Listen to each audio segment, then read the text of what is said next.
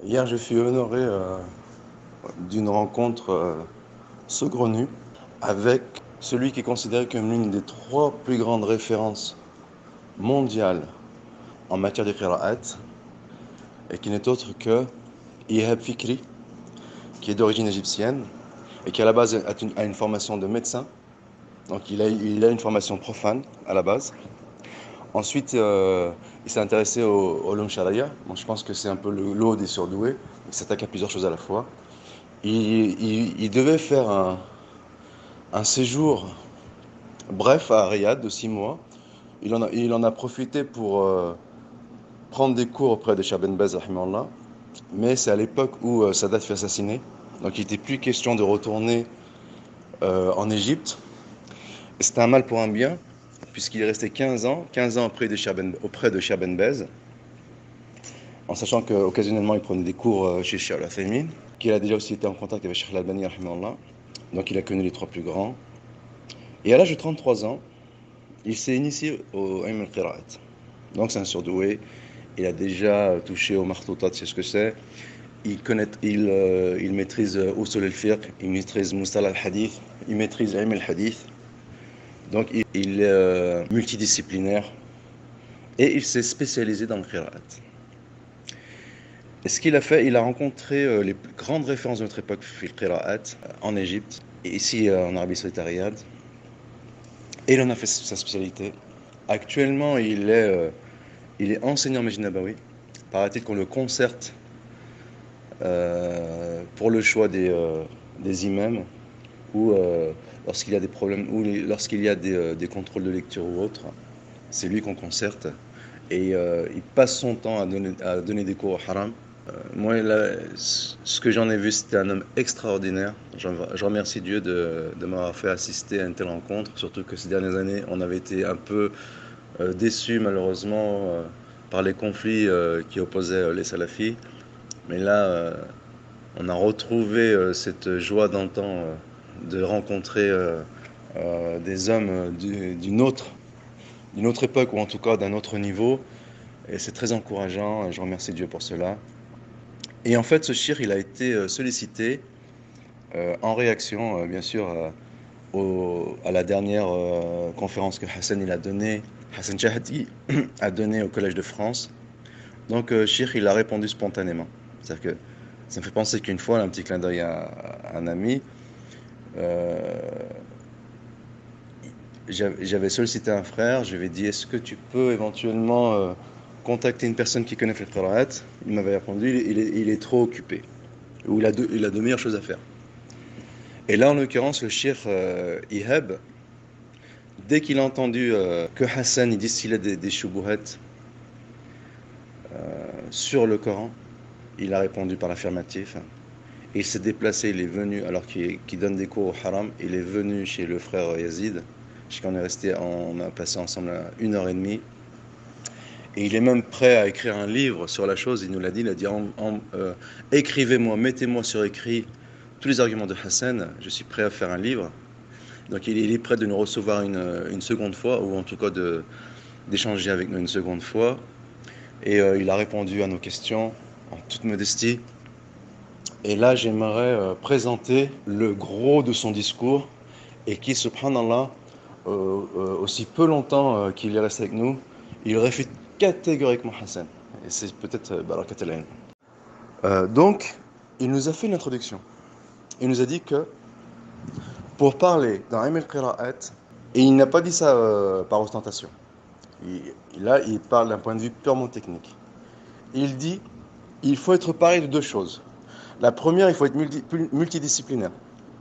Donc, il faut avoir des connaissances en matière de martotat, en matière d'usul al-fiqh, en matière de hadith, ilm al-hadith, et bien sûr en matière de qira'at.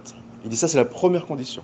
Il dit même un docteur qui est, par exemple, il a on va dire, une formation générale en qira'at, et s'il est amené à parler d'un sujet en particulier fil qira'at, il dit il n'a pas les compétences pour le faire.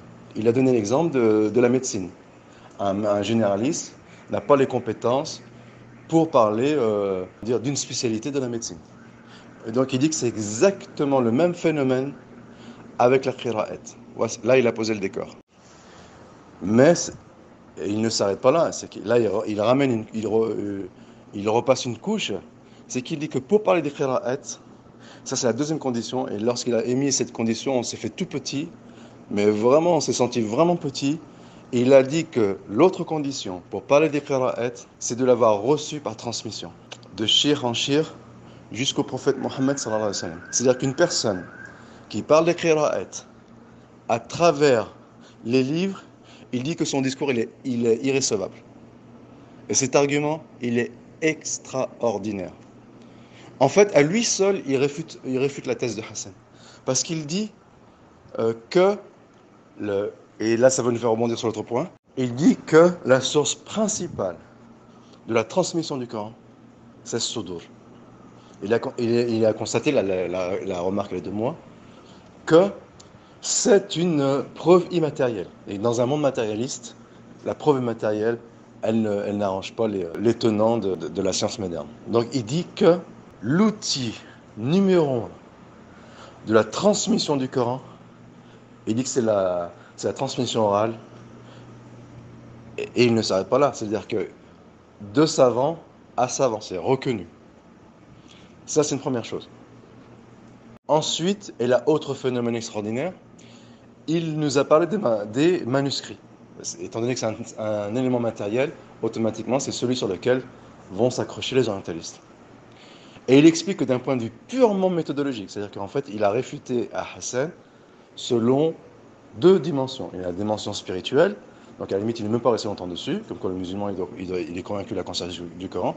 Mais ensuite, il est passé, et là est tout le génie, il est passé à la dimension cartésienne et rationnelle de la réfutation à Hassan.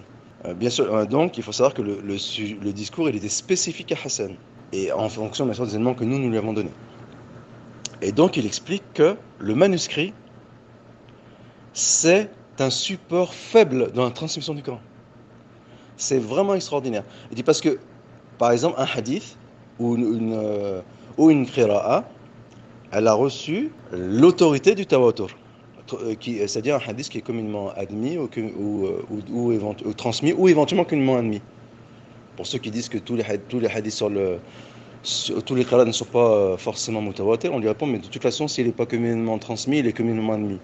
Donc c'est-à-dire qu'il est qat'i. Soit il est mutawatir, soit talaqatuhu l'umma bil qaboul. Donc ça ne change rien de mettre la shubhat en avant comme quoi certaines qira'at ne sont pas mutawatira. Donc ça c'est un argument qu'il faut mettre de côté. Donc il explique que le manuscrit, la première chose c'est que le manuscrit, il n'est pas écrit par des savants, éventuellement. La deuxième chose, il dit que les manuscrits, ils ne sont pas écrits par des spécialistes des qira'at. La troisième chose, il dit que les manuscrits, ils sont, et ça c'est la chose la plus importante, ils sont anonymes. Ils sont majouls, on ne sait pas de qui ils viennent. Donc, d'un point de vue purement cartésien, tu prends pour appui un support tendancieux et faible qu'est un manuscrit du Coran, pour remettre en question un support fiable et imparable qu'est la transmission orale du Coran. D'un point de vue purement méthodique, c'est une grave lacune. Donc, après avoir détruit les supports, il passe à l'argumentation sur lequel tient ou qui repose sur le support tendancieux qu'est le manuscrit. Il explique qu'il est normal qu'avant la canonisation de Othman, il est normal qu'il y avait une pluralité de variantes, étant donné que, selon lui, déjà les Sabat Ahruf, elles sont avant la canonisation du Coran. Et donc c'est son opinion à lui, après la canonisation du Coran, on est passé à un Ahruf, dans l'intérêt supérieur des musulmans, pour éviter justement les divisions. Donc il dit il est tout à fait normal qu'avant la réalisation du Coran, il y ait des variantes. C'est un point qui est naturel et que les spécialistes musulmans le reconnaissent eux-mêmes. Donc ce n'est absolument pas une tare, ce n'est absolument pas une faille, c'est ce que les grands spécialistes musulmans mettent en avant lorsqu'ils discutent de la canonisation du Coran. Et ça nous fait rebondir sur les ijtihad. Donc, la plupart des qira'at, elles sont soit issues de la bouche du prophète sallallahu alayhi wa sallam, ou soit sont des lectures que le prophète il a tolérées. Donc tout ne vient pas forcément du prophète. Ça, c'est une première chose. Ensuite, pour ce qui est de l'ijtihad, il dit il est possible qu'éventuellement, un lecteur, il ait recours à l'ijtihad dans une forme de récitation particulière. Il dit quoi? Il dit ça, c'est un ijtihad, il est juz'i, il n'est pas kulli. C'est-à-dire qu'en fait, cet ijtihad ne touche pas à la transmission, n'a rien à voir avec la transmission mutawatira, ou en tout cas à la canonisation du Coran. Donc la canonisation du Coran, c'est une chose, et l'ijtihad dans certaines qira'at, sur des points juz'i, c'en est une autre. Et l'erreur méthodologique a consisté chez Hassan, premièrement, de faire l'exception d'en faire la règle, étant donné que l'ijtihad c'est l'exception, et deuxièmement, c'est le domaine d'investigation, ou le domaine d'investigation, oui, de l'ijtihad en question, c'est d'en faire un amr kulli, alors qu'il s'agissait d'un amr juz'i. Donc là, ici, nous avons deux erreurs méthodologiques de Hassan. La troisième chose, pour le qiyas, c'est exactement le même discours que pour l'ijtihad. Il dit, il est éventuellement l'auteur c'est-à-dire un grand savant, c'est un grand qari, d'une qira'a, il fasse un qiyas sur un point juz'i, et il ne s'agit pas de systématiser une lecture, mais sur un point juz'i, il fait éventuellement un qiyas, mais ce n'est pas de façon systématique, ce n'est pas la règle, et c'est sur des points juz'i et non kulli. C'est exactement la même chose que pour l'ijtihad. Et là, ça nous fait rebondir sur un autre point.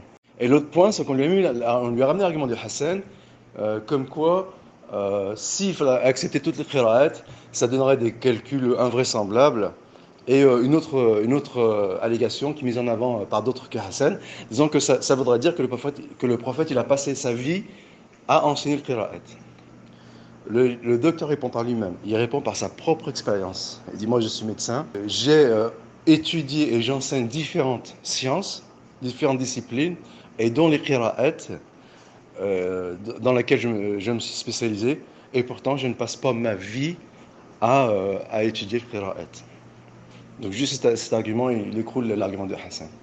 Et encore une fois, il explique que ce que les lecteurs ils ont ramené, ou éventuellement les différentes façons qui sont pratiquées dans différents endroits du monde, ou qui sont en vigueur dans différents endroits du monde, en fonction des spécificités locales, ça ne veut pas dire que le prophète, il est l'auteur de chaque récitation et de chaque façon de réciter. Là, par exemple, avec les waqf, avec l'imala, et ainsi de suite.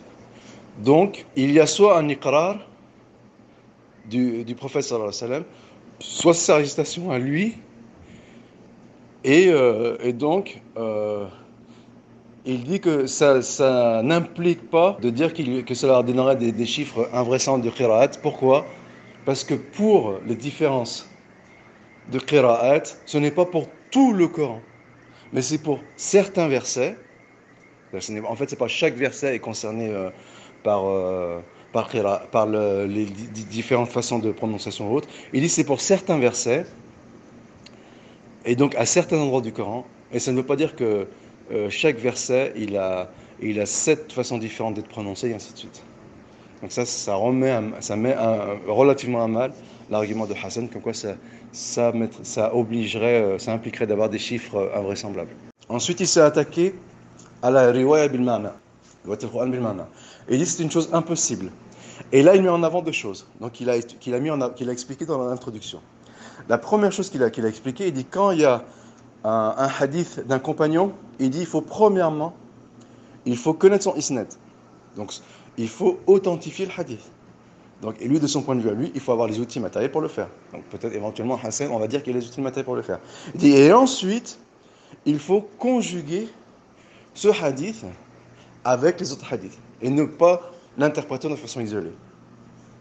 Donc, il réclame une méthode scientifique pour appréhender un hadith et éluder éventuellement une difficulté. Et en l'occurrence, les hadiths qui prêtent à dire que le Coran est véhiculé bil ma'na, il faut les replacer dans un contexte plus large, qui disent que tout ce qui provient du prophète sallallahu alayhi wa sallam est issu de la révélation. Donc cela met fin à un débat. Et en l'occurrence, Hassan pêche en eau trouble. Et pour ce qui est de l'argument d'Abu Hanifa, Il dit, il ne s'est pas étendu sur la chose, mais en fait, c'est un argument qu'on peut réfuter sous plusieurs angles, mais je vais me contenter de l'angle sous lequel le cheikh l'a réfuté. Il dit que c'est un ijtihad d'Abu Hanifa. Comme tout homme, on met son ijtihad sur la balance des arguments. S'il est solide, tant mieux, et s'il est pas solide, ben on le met de côté. Aussi honorable soit Abu Hanifa. Voilà, on va dire, grosso modo, l'argumentation du shir. Et si d'autres éléments me viennent en tête, je les citerai bien l'état. Alors, l'argument utilisé par Hassan Shahdi sur l'imam Shafi'i, c'est l'un des points qu'on voulait soulever hier au shir. Mais le shir, il avait un dars haram, donc il est parti. On en a discuté avec Yazid. Yazid, il a sorti le passage en question de Risala de Shafi'i. En fait, Yazid expliquait que cet argument est d'une extrême puérilité. Et outre que le fait qu'il défend la position mu'tazilite, donc déjà, l'argument de Hassan, il est orienté, dans le sens qu'il défend une croyance. C'est-à-dire que vraisemblablement, Hassan al-An, actuellement, il adhère au néo-mu'tazilisme. Donc ce serait devenu un rationaliste. Et ça confirme bien sûr les réflexions que j'ai eues à son sujet, grâce à Dieu. Et deuxième chose, c'est que l'imam Shafi'i, ici, il fait une analogie partielle. C'est-à-dire que dans toute analogie, il y a un qadr muftaraq, un qadr mushtarak et un qadr muftaraq. C'est-à-dire qu'il y a un socle commun ou des points communs, mais il y a aussi des points de différence. Et le fiqh, c'est justement de noter quels sont ces points de différence et quels sont ces points communs. En l'occurrence, Hassan c'est un surdoué, donc il a la capacité intellectuelle de faire la différence entre le qadr al-mushtarak et le qadr al-muftaraq. Ce qui prouve qu'ici, il est mu par la défense d'une croyance particulière, et en l'occurrence le mu'tazilisme. Ce qui est extrêmement malheureux pour quelqu'un qui a bercé dans le traditionnalisme, dans l'orthodoxie musulmane. Et donc, ici, Shafi'i dit, qu'est-ce qu'il dit Shafi'i? Il dit, si le Coran, lorsqu'il fut révélé, Dieu a autorisé plusieurs versions, c'est-à-dire éventuellement des synonymes d'un même mot, en vue de faciliter sa compréhension et sa lecture, alors que le Coran constitue la révélation intrinsèque du Seigneur, et donc la parole infinie du Seigneur, donc a fortiori, il est autorisé, donc ici il est dans un raisonnement a fortiori, c'est ce qu'on appelle, c'est une analogie a fortiori, et non pas une analogie de comparaison. Ici, nous sommes dans une analogie a fortiori et non pas dans une analogie de comparaison, dans le sens où l'élément comparé, il est en adéquation avec l'élément avec le sujet. Voilà. Donc, ce sont des choses qui sont élémentaires à comprendre. Et donc, pour expliquer, enfin, pas à comprendre, c'est-à-dire à expliquer. Parce que, éventuellement, pour celui qui se présente mal la chose, il va mal comprendre. Mais pour expliquer, le même Shafi'i, il dit, si le Coran, qui lui est la révélation, autorise que pour un même mot, il y ait des variantes, dans le sens où il y a des synonymes de ce mot, donc a fortiori le hadith, qui lui n'est pas la révélation intrinsèque du Coran, et la parole incréée d'Allah. Après, on peut discuter, est-ce que le hadith qui est la révélation de la parole incréée d'Allah, en tout cas, ce n'est pas la parole formelle d'Allah, même si c'est le fruit de la révélation. Voilà, il est là la parole de Shafi'i. Il n'est pas en train de dire, de la même manière, parce que ce serait un raisonnement extrêmement puéril, donc il attribue à l'imam Shafi'i de la puérilité, et l'imam Shafi'i n'est pas en train de dire, de la même manière que le Coran a été révélé bil ma'na, donc le hadith s'est révélé bil ma'na. C'est-à-dire, de la même manière que le Coran a été transmis bil ma'na, donc a fortiori le hadith, on peut le transmettre bil ma'na. C'est extrêmement pas ce que dit l'imam Shafi'i. L'imam Shafi'i dit, de la même manière que le Coran, il supporte plusieurs mots pour exprimer une même chose alors qu'il est révélé, c'est la parole incréée d'Allah, donc a fortiori le hadith, il peut supporter plusieurs mots pour décrire une même réalité alors qu'il n'est pas la parole incréée d'Allah. Elle est là l'analogie. J'ai oublié de préciser que hier la rencontre a été enregistrée. Donc j'attends que le frère il la compresse et qu'il me l'envoie bilatéralement par WhatsApp pour que je la diffuse, Inch'Allah. Donc voici pour la cerise sur le gâteau. Pour conclure ce tour d'horizon avec Hassan Chahdi, j'aimerais faire deux remarques. La première, c'est que l'humanisme post-révolution française, il reprend ou se réapproprie les codes de l'Ancien Régime, notamment la notion de sainteté ou de sacralisation ou de béatitude que l'on retrouve avec les récompenses décernées, notamment avec Hollywood pour les Césars et en France avec la Palme d'Or de Cannes pour bon service ou loyaux services rendus à l'Empire. Et aussi, bien sûr, le fameux prix Nobel de la paix ou autre, ou les fameux prix Nobel en général. Aussi, malheureusement ou heureusement, une nouvelle forme de mécénat qui avant était l'apanage des catholiques en France. Et puis avec le temps, il est passé entre les mains des humanistes. Et actuellement, les grandes universités françaises, elles récompensent les chercheurs les plus compromis, entre guillemets, puisque c'est bien sûr c'est un point de vue purement subjectif. Et en l'occurrence, malheureusement ou heureusement, Hassan Chahdi s'est vu décerner une récompense pour sa thèse sur la transmission du Coran. Et il faut savoir que parmi les mécènes qui financent généreusement le Collège de France, il y a la fondation Bettencourt.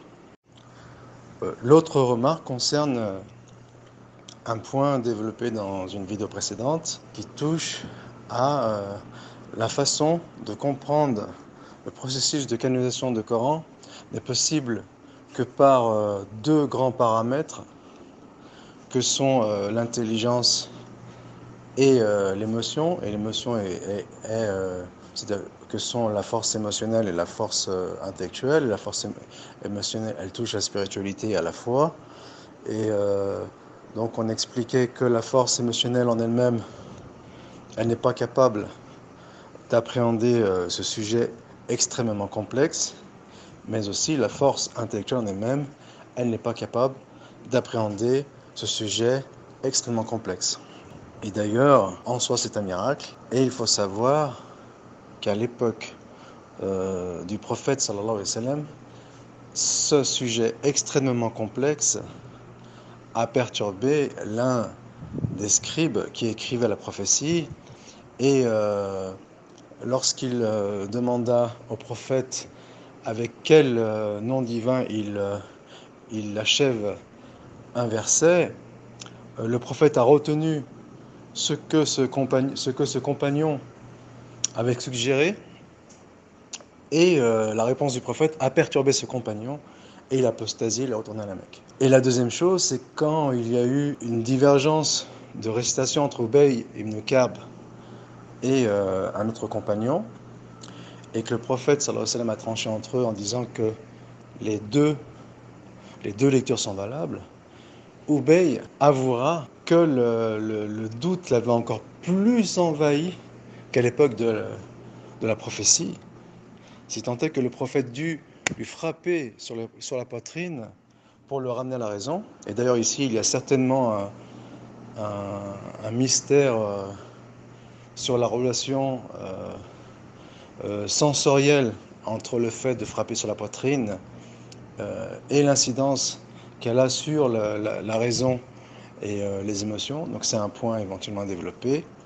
Et donc, Dieu, le Tout-Puissant, le Roi des Rois, il met les hommes à l'épreuve avec le processus de canonisation du Coran qui est extrêmement complexe et qui perturbe les plus grands érudits. L'autre jour, lorsque nous étions avec le cheikh Ihab Fikri, il y avait avec nous un enseignant égyptien de l'Azhar qui nous fit l'aveu suivant, et qui est vraiment déroutant.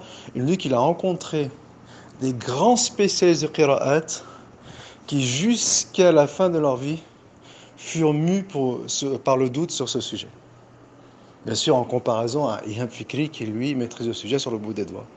Mais il mettait en avant des grandes références au qira'at qui ne se sont jamais débarrassés du doute qui avait envahi leur esprit. Voilà, donc éventuellement on reparlera de ce point extrêmement troublant.